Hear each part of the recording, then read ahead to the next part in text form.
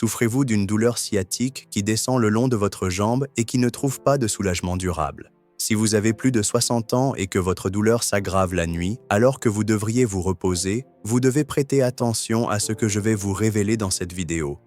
Il existe une erreur très courante que la plupart des personnes âgées commettent sans s'en rendre compte, surtout la nuit, et qui aggrave considérablement leur douleur sciatique.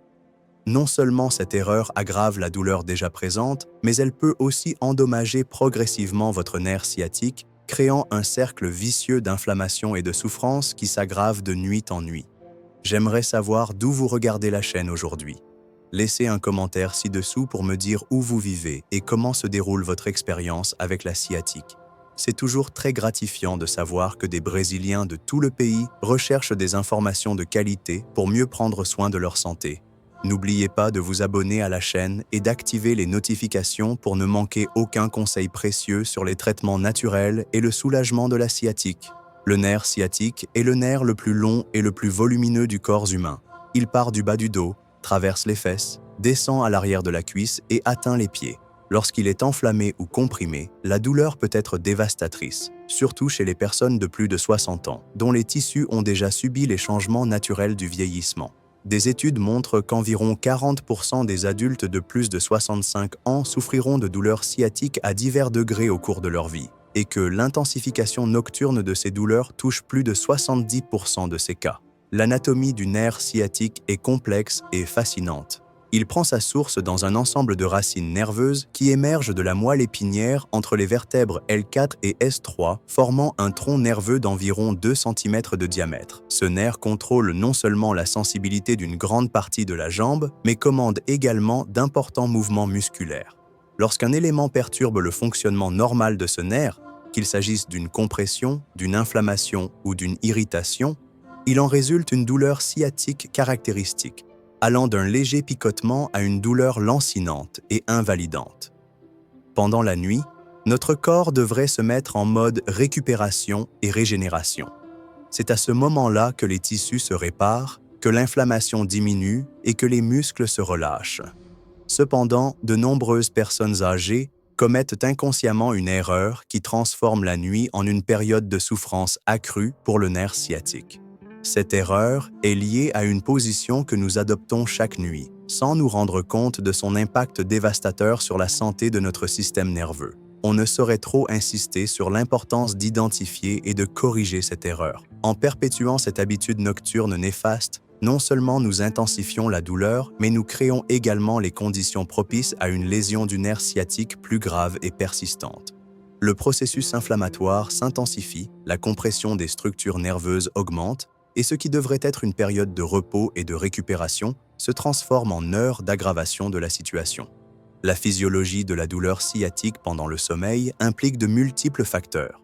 La nuit, lorsque nous restons allongés pendant de longues périodes, la pression sur certaines structures de la colonne vertébrale peut augmenter considérablement si nous ne maintenons pas un alignement correct. Chez les personnes âgées, ce problème devient encore plus critique en raison des changements naturels liés à l'âge, tels que la diminution de la densité osseuse, la réduction de l'élasticité des disques intervertébraux et l'affaiblissement des muscles de soutien de la colonne vertébrale. L'erreur que je vais vous révéler est directement liée à la position que vous adoptez au lit. De nombreuses personnes âgées, cherchant un soulagement immédiat de la douleur, finissent par adopter une position qui semble initialement confortable, mais qui provoque en réalité une compression supplémentaire du nerf sciatique. Cette position inadéquate, maintenue 6 à 8 heures par nuit, crée une irritation continue qui s'accumule avec le temps.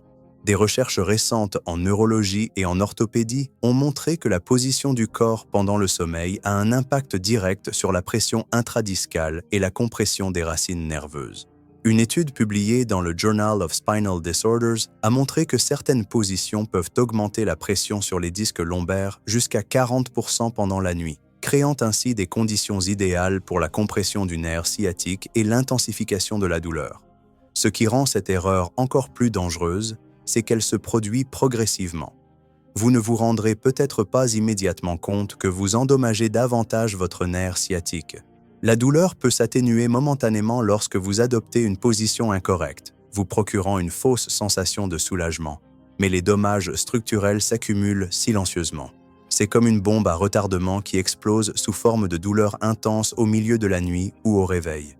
L'erreur spécifique qui abîme le nerf sciatique la nuit est de dormir constamment sur le côté, la jambe affectée sous soi, surtout lorsque l'on tire le genou vers la poitrine pour trouver un soulagement.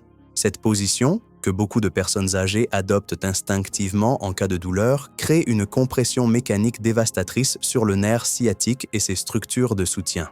En vous allongeant sur le côté et en fléchissant excessivement la hanche et le genou de la jambe douloureuse, vous forcez le nerf sciatique à suivre une courbure anormale qui augmente considérablement la tension sur ses fibres nerveuses. L'anatomie spécifique impliquée dans cette erreur est complexe et mérite d'être comprise en détail. Le nerf sciatique émerge du bassin par le grand foramen sciatique, un espace anatomique situé entre le sacrum et l'ilion. À cet endroit, le nerf passe très près du muscle piriforme, une structure musculaire petite mais importante située profondément dans la région fessière. En adoptant une position latérale avec une flexion excessive de la hanche, vous créez une rotation interne forcée de l'articulation de la hanche qui provoque une contraction soutenue du muscle piriforme. Cette contraction prolongée du muscle piriforme pendant 6 à 8 heures de sommeil provoque une compression directe du nerf sciatique, une affection connue sous le nom de syndrome piriforme secondaire. Chez les personnes âgées, cette affection est particulièrement grave car les tissus ont déjà perdu une partie de leur élasticité et de leur résilience naturelle. Ce qui serait une compression temporaire chez une personne jeune devient une agression persistante et cumulative dans les tissus vieillissants. Outre la compression exercée par le piriforme, la position latérale avec flexion excessive crée un autre problème biomécanique dévastateur, une pression accrue sur les disques intervertébraux lombaires. Une flexion excessive des hanches et des genoux augmente automatiquement la lordose lombaire compensatoire, c'est-à-dire une courbure exagérée du bas du dos. Cette hyperlordose compensatoire accroît la pression sur la face postérieure des disques lombaires, notamment au niveau L4, L5 et L5S1, là où émergent les racines nerveuses du nerf sciatique. Des études biomécaniques utilisant des capteurs de pression intradiscale ont montré qu'une flexion latérale extrême de la hanche peut augmenter la pression sur les disques lombaires jusqu'à 300% par rapport à la position neutre, chez une personne âgée présentant déjà une dégénérescence discale naturelle due au vieillissement. Cette augmentation de pression pendant 8 heures consécutives accélère le processus de détérioration et entretient un état inflammatoire chronique autour des racines nerveuses. Le troisième élément de cette erreur dévastatrice concerne les effets sur le fascia thoracolombaire et les muscles paravertébraux lors d'une mauvaise position. Le fascia thoracolombaire est une structure conjonctive qui entoure les muscles du dos et est directement reliée au nerf sciatique par ses insertions sur le sacrum et l'ilion. Maintenir la position latérale avec une flexion excessive crée une tension asymétrique sur ce fascia, transmise directement aux structures nerveuses. Les muscles paravertébraux, en particulier les muscles érecteurs du rachis et les muscles multifides, se contractent lorsqu'ils détectent une position inadéquate depuis des heures. Ce spasme musculaire crée des points de tension qui compriment davantage les racines nerveuses et perpétuent le cycle de la douleur et de l'inflammation. Chez les personnes âgées, dont les muscles ont déjà une capacité réduite d'oxygénation et de récupération, ce spasme devient particulièrement persistant et douloureux. Les problèmes vasculaires constituent un autre aspect critique de cette erreur. Le nerf sciatique, comme tout tissu nerveux, dépend d'un apport sanguin adéquat pour fonctionner normalement et se réparer. La position latérale avec flexion excessive compromet considérablement le flux sanguin vers le nerf par deux mécanismes: la compression directe des vaisseaux qui l'alimentent et la réduction du retour veineux dû à cette position inadéquate. Lorsque la circulation sanguine vers le nerf sciatique est compromise pendant des heures, une ischémie nerveuse se développe. Le tissu nerveux ne reçoit pas suffisamment d'oxygène et de nutriments. Cette ischémie non seulement intensifie la douleur, mais ralentit aussi considérablement le processus naturel de guérison. Chez les personnes âgées, dont la circulation sanguine peut déjà être compromise par d'autres affections, ce problème devient exponentiellement plus grave. L'aspect inflammatoire de cette erreur est tout aussi dévastateur. Une compression mécanique continue du nerf sciatique déclenche une cascade inflammatoire impliquant la libération de médiateurs chimiques tels que les prostaglandines, les leucotriènes et les cytokines pro-inflammatoires. Ces substances provoquent non seulement une douleur directe, mais augmentent également la sensibilité du nerf, créant un phénomène appelé sensibilisation périphérique où des stimuli normalement inoffensifs sont perçus comme douloureux.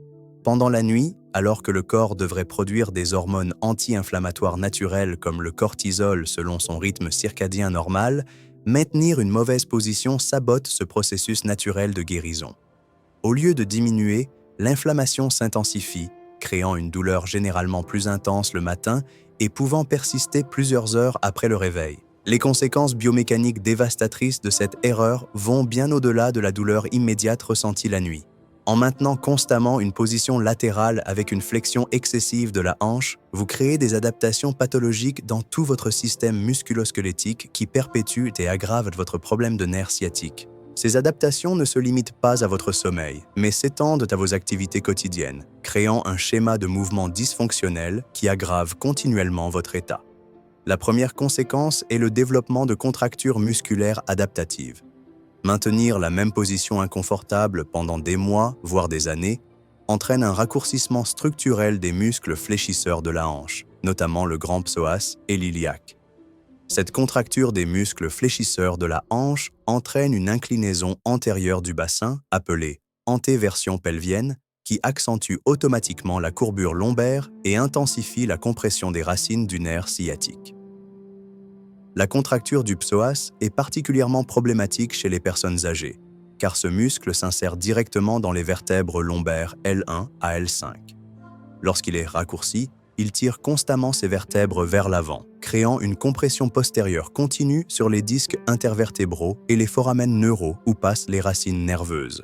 Cette traction constante lors des activités quotidiennes entretient une irritation chronique du nerf sciatique qui s'intensifie progressivement. Parallèlement, les muscles fessiers, en particulier les grands et moyens fessiers, commencent à s'affaiblir en raison d'une flexion prolongée. Cette faiblesse fessière crée une instabilité pelvienne qui oblige d'autres muscles, comme le piriforme et les rotateurs profonds de la hanche, à travailler excessivement pour maintenir la stabilité. Il en résulte une hypertrophie compensatoire de ces muscles profonds qui accroît encore la compression du nerf sciatique au niveau du grand foramen sciatique. La respiration est également gravement altérée par cette mauvaise position de sommeil.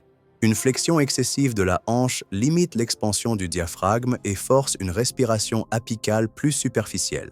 Cette respiration inadéquate pendant le sommeil réduit l'oxygénation globale des tissus, y compris les structures nerveuses, et compromet la capacité naturelle du corps à se réparer pendant la nuit. Des études polysomnographiques menées chez des patients atteints de sciatique ont montré qu'une position de sommeil inadaptée non seulement réduit la qualité du sommeil paradoxal, essentiel à la récupération nerveuse, mais augmente également les épisodes de micro-réveil nocturnes. Ces micro-réveils perturbent le cycle naturel de production d'hormones réparatrices, comme l'hormone de croissance, essentielle à la régénération du tissu nerveux endommagé. L'architecture de la colonne vertébrale subit des modifications structurelles progressives lorsque cette erreur est maintenue de façon chronique. La région lombosacrée développe ce que les experts appellent un schéma de dégénérescence accélérée, où les disques intervertébraux perdent de la hauteur plus rapidement que prévu par le vieillissement naturel. Cette perte de hauteur discale réduit les espaces intervertébraux, augmentant le risque de compression des racines nerveuses, même lors d'activités simples du quotidien. Le système facial, un réseau de tissus conjonctifs reliant tous les muscles et organes du corps, développe des tensions compensatoires qui s'étendent du bas du dos jusqu'aux pieds. L'aponévrose plantaire, par exemple, développe souvent des points de tension et des points gâchettes en réponse à un dysfonctionnement du nerf sciatique entretenu par une mauvaise position de sommeil. Cela explique pourquoi de nombreuses personnes âgées atteintes de sciatique développent également des douleurs au talon et une fasciite plantaire, apparemment sans lien. La coordination neuromusculaire, déjà naturellement altérée par le vieillissement, est encore plus altérée par l'irritation chronique du nerf sciatique. Ce que les neurologues appellent la proprioception, la capacité du corps à percevoir sa position dans l'espace, est compromise lorsque le nerf sciatique ne fonctionne pas correctement. Cela augmente considérablement le risque de chute et de blessure chez les personnes âgées, créant un cercle vicieux où chaque chute peut aggraver l'affection du nerf sciatique. L'aspect psychologique des conséquences ne peut être ignoré. Une douleur chronique, aggravée par une mauvaise position de sommeil, engendre une anxiété anticipatoire liée au coucher. De nombreuses personnes âgées développent ce que les psychologues appellent insomnie liée à la douleur. ou la peur de la douleur pendant la nuit créent un état d'hypervigilance qui empêche la relaxation nécessaire à un sommeil réparateur. La production de neurotransmetteurs du bien-être, tels que la sérotonine et la dopamine, est considérablement réduite lorsque le sommeil est perturbé de manière chronique par la douleur. Cette réduction neurochimique aggrave non seulement la perception de la douleur, mais peut également entraîner dépression et anxiété, ce qui complique considérablement le traitement de la sciatique. D'un point de vue vasculaire, le maintien chronique d'une position de sommeil inadéquate peut entraîner le développement de varices et d'insuffisances veineuses des membres inférieurs. La compression continue des vaisseaux sanguins des régions inguinales et fessières compromet le retour veineux, en particulier chez les personnes âgées qui peuvent déjà présenter une fragilité vasculaire liée à l'âge. Le système lymphatique, responsable du drainage des toxines et des médiateurs inflammatoires des tissus, est également compromis par cette position inadéquate. La compression des ganglions inguinaux réduit la capacité de l'organisme à éliminer les substances inflammatoires qui s'accumulent autour du nerf sciatique, perpétuant ainsi l'état d'inflammation chronique. La correction définitive de cette erreur dévastatrice nécessite une approche systématique et progressive qui va bien au-delà du simple changement de position au lit. Pour les personnes âgées, il est essentiel de comprendre que la mise en œuvre des corrections doit être progressive et respectueuse des limitations physiques éventuelles. Le protocole de correction que je vais présenter a été élaboré à partir d'études neurophysiologiques spécifiques à la population de plus de 60 ans et a démontré des résultats exceptionnels lorsqu'il est appliqué correctement. Le premier élément de correction est un repositionnement biomécanique approprié pendant le sommeil. La position idéale pour les personnes souffrant de sciatique est la décubitus latérale modifiée, où l'on s'allonge sur le côté non douloureux tout en maintenant la colonne vertébrale dans un alignement neutre. La clé réside dans le positionnement précis des oreillers et des supports.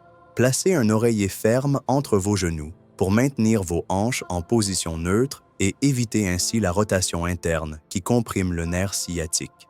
Cet oreiller doit être suffisamment haut pour maintenir la partie supérieure de votre jambe parallèle au matelas sans la laisser retomber vers votre corps. Placez également un petit oreiller ou une serviette roulée sous le bas de votre dos pour préserver la courbure naturelle de votre colonne vertébrale. De nombreuses personnes âgées commettent l'erreur d'utiliser des oreillers trop hauts ou trop bas pour leur tête, ce qui force des compensations dans toute la colonne vertébrale. L'oreiller sous votre tête doit maintenir votre cou dans un alignement neutre avec le reste de votre colonne vertébrale. Un bon conseil: demandez à quelqu'un d'observer votre alignement de côté pour vous assurer qu'il y a une ligne droite entre votre tête et vos hanches. La deuxième phase de la correction consiste à préparer les muscles avant d'aller au lit. Environ 30 minutes avant le coucher, effectuez une séquence d'étirements spécifiques qui prépare le système neuromusculaire à la bonne position pendant le sommeil. L'étirement du muscle piriforme est essentiel. Allongez-vous sur le dos, fléchissez le genou de la jambe affectée et tirez-le doucement vers l'épaule opposée en maintenant cette position pendant 30 secondes. Cet étirement doit être réalisé en respirant profondément et de manière contrôlée, permettant aux muscles de se détendre progressivement. L'étirement des muscles fléchisseurs de la hanche est tout aussi important pour inverser les contractures adaptatives causées par une mauvaise posture chronique. Debout près du lit, posez une main sur le mur et fléchissez le genou de la jambe non affectée en tirant le talon vers les fesses. Maintenez le bassin en position neutre en évitant la bascule antérieure. Maintenez cet étirement 45 secondes sur chaque jambe en répétant 2 fois. Activer ces muscles fessiers avant de se coucher est une technique avancée, peu connue. Allongez-vous sur le dos, les genoux fléchis et les pieds à plat au sol. Contractez vos fessiers et soulevez légèrement vos hanches en maintenant la contraction pendant 5 secondes. Répétez cet exercice 10 fois en vous concentrant sur l'activation spécifique de vos fessiers sans compenser les muscles du dos. Cette activation pré-sommeil programme votre système nerveux pour maintenir une meilleure stabilité pelvienne tout au long de la nuit. Le troisième volet de la correction consiste à modifier progressivement l'environnement de sommeil. Le matelas doit avoir une fermeté adaptée aux personnes âgées, ni trop mou pour éviter un affaissement excessif, ni trop ferme pour créer des points de pression. Un test simple consiste à s'allonger sur le côté et à demander à quelqu'un de vérifier si votre colonne vertébrale reste droite. En cas de courbure latérale, le matelas doit être ajusté avec un surmatelas ou un matelas de rechange. La température de la pièce influence également considérablement la qualité du sommeil et la capacité à maintenir une position adéquate. Des études montrent que les personnes âgées souffrant de sciatique bénéficient de températures légèrement plus basses, entre 18 et 20 degrés Celsius, ce qui favorise la relaxation musculaire et réduit l'inflammation locale. Évitez les couvertures trop lourdes qui peuvent forcer une mauvaise flexion des jambes pendant la nuit. La quatrième phase consiste à mettre en œuvre des techniques spécifiques de relaxation neuromusculaire. La technique de relaxation progressive de Jacobson, adaptée à la sciatique, est extrêmement efficace. Commencez par les muscles des pieds, contractez chaque groupe musculaire pendant 5 secondes, puis relâchez complètement pendant 10 secondes, en remontant progressivement vers les muscles du visage. Cette technique réduit la tension globale du système nerveux et facilite le maintien d'une position correcte pendant le sommeil. La respiration diaphragmatique profonde avant le coucher active le système nerveux parasympathique, responsable de la relaxation et de la récupération. Placez une main sur votre poitrine et l'autre sur votre abdomen en respirant de manière à ce que seule la main sur votre abdomen bouge. Inspirez 4 secondes, retenez votre respiration 2 secondes et expirez 6 secondes. Répétez ce cycle pendant 10 minutes, en maintenant toujours la bonne position du corps au lit. Le 5e élément est le protocole de transition progressive. Si vous dormez dans la mauvaise position depuis des mois, voire des années, le changement doit être progressif pour éviter tout inconfort. Commencez par ne passer que les 2 premières heures de la nuit dans la bonne position, afin de permettre à votre corps de s'adapter progressivement. Chaque semaine, augmentez la durée de la bonne position jusqu'à pouvoir la maintenir toute la nuit. Durant cette période de transition, il est normal de ressentir une gêne initiale au niveau des muscles mal utilisés. Cette gêne est différente de la sciatique. Il s'agit plutôt d'une sensation de étrangeté musculaire indiquant que le corps se réajuste à un alignement correct. Le suivi des résultats est essentiel à la réussite du protocole.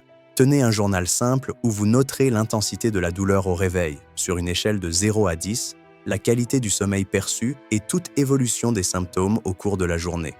Généralement, les premiers signes d'amélioration apparaissent entre la 2e et la 3e semaine d'application régulière du protocole. Avant d'apporter des modifications à vos habitudes de sommeil et à votre positionnement, il est essentiel de comprendre les facteurs importants qui peuvent influencer la réussite de ce protocole. Pour les personnes âgées, la mise en œuvre doit toujours être progressive et respectueuse des limitations physiques préexistantes. Si vous avez des antécédents de chirurgie de la colonne vertébrale, de prothèses de hanche ou de genou, ou si vous souffrez d'ostéoporose sévère, il est impératif de consulter votre médecin avant de modifier radicalement votre position de sommeil. Ces situations peuvent nécessiter des adaptations spécifiques du protocole pour garantir la sécurité et l'efficacité. L'arthrite et d'autres affections articulaires inflammatoires peuvent initialement provoquer une gêne pendant la période d'adaptation à de nouvelles positions.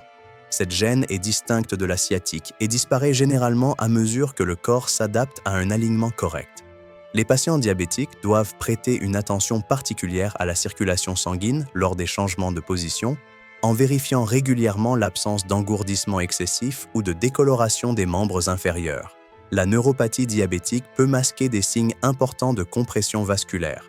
Les médicaments tels que les relaxants musculaires, les anti-inflammatoires ou les analgésiques peuvent influencer votre perception corporelle pendant le sommeil, rendant difficile le maintien conscient de la bonne position. Si vous prenez des médicaments provoquant somnolence ou relaxation musculaire excessive, il peut être nécessaire d'adapter le protocole avec des supports supplémentaires pour garantir le maintien de la position même pendant le sommeil profond.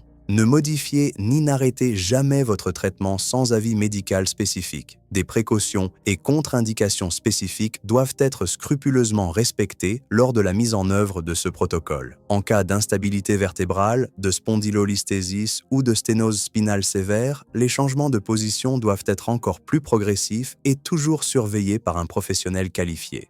Des signes avant-coureurs tels qu'un engourdissement progressif, une perte de force musculaire dans les jambes, des modifications du contrôle vésical ou intestinal sont des indications absolues d'arrêt immédiat du protocole et de consultation médicale urgente. Les patients atteints du syndrome du canal carpien ou d'autres neuropathies des membres supérieurs peuvent avoir des difficultés à positionner correctement leur oreiller en raison de la douleur ou d'une mobilité limitée du bras. Dans ce cas, demandez de l'aide à votre famille ou envisagez d'utiliser des oreillers anatomiques nécessitant moins de manipulation manuelle. Une coordination motrice réduite, fréquente chez certaines personnes âgées, peut nécessiter des aides techniques pour faciliter un positionnement correct la nuit. Les affections cardiaques, comme l'insuffisance cardiaque congestive, peuvent nécessiter des positions spécifiques pour faciliter la respiration pendant le sommeil. Si vous avez des restrictions médicales liées à la position du corps en raison de problèmes cardiaques ou pulmonaires, discutez avec votre cardiologue ou pneumologue des ajustements nécessaires avant de mettre en œuvre le protocole. Une élévation adéquate de la tête du lit peut être nécessaire, ce qui nécessitera des modifications de l'alignement proposé. Savoir quand consulter immédiatement un médecin peut améliorer votre qualité de vie et prévenir de graves complications. Si, après 2 semaines de mise en œuvre rigoureuse du protocole, vous constatez une aggravation significative de la douleur, un engourdissement persistant ou une faiblesse musculaire dans vos jambes, il est impératif de consulter un médecin spécialisé. Ces signes peuvent indiquer une compression nerveuse progressive nécessitant une intervention professionnelle spécifique. Des modifications de la démarche, des épisodes de chute liés à une faiblesse des jambes ou l'apparition d'une douleur irradiant simultanément dans les 2 jambes sont des signes avant-coureurs qui nécessitent une consultation immédiate. Le syndrome de la queue de cheval, bien que rare, est une urgence neurologique qui peut se manifester par une perte de contrôle sphinctérienne associée à une douleur sciatique bilatérale intense. Si vous développez de la fièvre associée à une aggravation des douleurs dorsales, surtout si vous avez des antécédents d'infections urinaires récurrentes ou de diabète mal contrôlé, consultez immédiatement un médecin.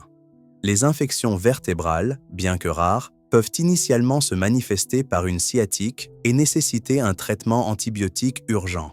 Le protocole de mise en œuvre doit suivre une séquence précise pour maximiser les résultats et minimiser l'inconfort. La première semaine, concentrez-vous uniquement sur le positionnement correct de l'oreiller et la préparation musculaire avant le sommeil. La deuxième semaine, ajoutez des exercices d'étirement et d'activation fessière. À partir de la 3e semaine, mettez en œuvre des techniques de relaxation et de respiration. Cette progression permet au corps de s'adapter progressivement sans surcharger les systèmes déjà sensibilisés par la douleur chronique. Surveillez quotidiennement votre réponse au protocole, en notant non seulement l'intensité de la douleur, mais aussi la qualité du sommeil, la facilité à sortir du lit le matin et la capacité à effectuer les activités quotidiennes. Un ajustement précis du positionnement peut être nécessaire pour identifier les éléments les plus efficaces dans votre cas.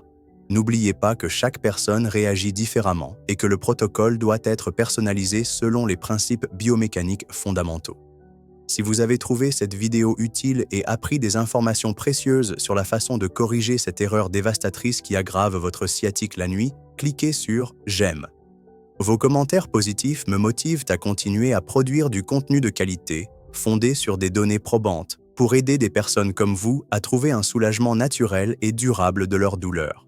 Merci de laisser un commentaire détaillé décrivant votre expérience avec la douleur sciatique et plus particulièrement son comportement nocturne. N'hésitez pas à partager si vous avez identifié l'erreur que j'ai présentée dans cette vidéo dans vos habitudes de sommeil. Vos témoignages sont extrêmement précieux, non seulement pour moi, mais aussi pour toute la communauté qui regarde cette chaîne. Souvent, les expériences partagées dans les commentaires aident d'autres personnes à identifier des schémas similaires dans leur propre pathologie. Abonnez-vous à la chaîne et activez les notifications pour recevoir immédiatement les prochaines vidéos sur les traitements naturels contre la sciatique. J'ai préparé du contenu encore plus spécifique sur les exercices, les régimes anti-inflammatoires et les techniques avancées de soulagement de la douleur qui peuvent révolutionner votre approche du traitement de la sciatique. Ne manquez pas ces informations précieuses qui peuvent faire la différence entre continuer à souffrir et enfin trouver le soulagement que vous méritez. Partagez cette vidéo avec une personne qui souffre également de douleurs sciatiques, surtout s'il s'agit d'une personne âgée de votre famille ou de votre entourage. Une information de qualité est l'un des outils les plus puissants dont nous disposons pour lutter contre les souffrances causées par la douleur chronique. En partageant des connaissances fondées sur des données probantes, nous multiplions les chances de soulager davantage de personnes et d'améliorer leur qualité de vie. Dites-moi dans les commentaires quel sujet spécifique concernant le nerf sciatique vous aimeriez voir abordé dans la prochaine vidéo. Je peux aborder des exercices spécifiques pour différents groupes d'âge, des aliments anti-inflammatoires puissants, des techniques d'automassage ou tout autre sujet pertinent pour votre guérison. Votre participation active façonnera le contenu futur de la chaîne et garantira que je vous fournisse exactement ce dont vous avez besoin pour vaincre définitivement la douleur sciatique.